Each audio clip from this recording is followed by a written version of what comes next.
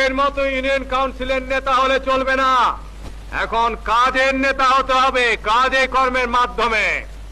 আপনারা জনগণের নেতা হয়েছেন, নির্বাচিত নেতা, আপনাদেরকে সঠিক নেতৃত্ব দিতে হবে।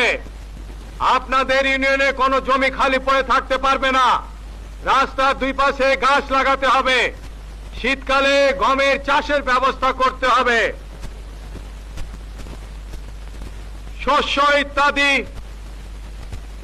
উৎপাদন বৃদ্ধি করার ব্যবস্থা করতে হবে, ফলের উৎপাদন বৃদ্ধি করতে হবে, শাক সবজির উৎপাদন বৃদ্ধি করতে হবে, বেশি করে শাক সবজি খেতে হবে।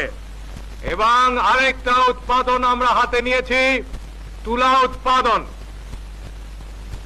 এই গত শীত মৌসুমে পরীক্ষামূলকভাবে বাংলাদেশের বিভিন্ন অঞ্চলে আমরা তুলা উৎপাদনের কাজ হাতে নিয়েছিলাম এবং সব জায়গায় সফলতা অর্জন হয়েছে।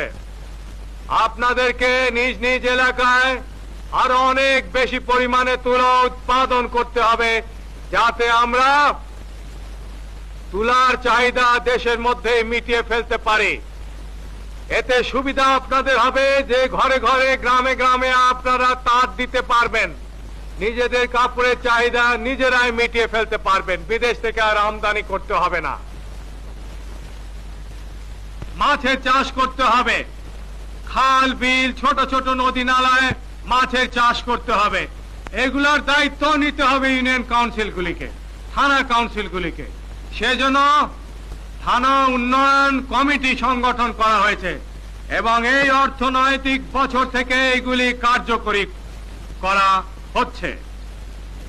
একদিকে যেমন সরকারের তরফ থেকে অনুদান দেওয়া হবে এই থানা উন্নয়ন কমিটিগুলিকে, যে কমিটিগুলিকে আপনারাই চালাবেন, নিজেরা চালাবেন, পরিকল্পনা নিজেরা গ্রহণ করবেন।